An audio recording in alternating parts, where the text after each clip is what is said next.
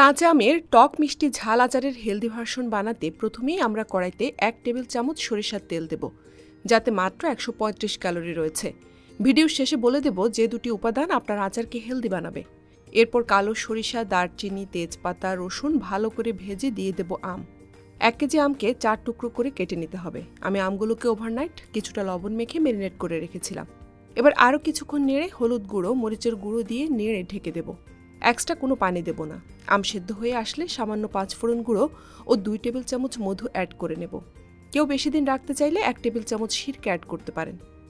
এই আচারটি তৈরি করার সময় আপনারা শুধু দুটি উপাদানের দিকে খেয়াল রাখবেন, একটি হলো তেল আর আরেকটি হলো চিনি বা গুড়। এই দুটি উপাদানের দিকে খেয়াল রাখলেই আপনাদের আচারটা আপনারা হেলদি উপায়ে বানাতে পারবেন।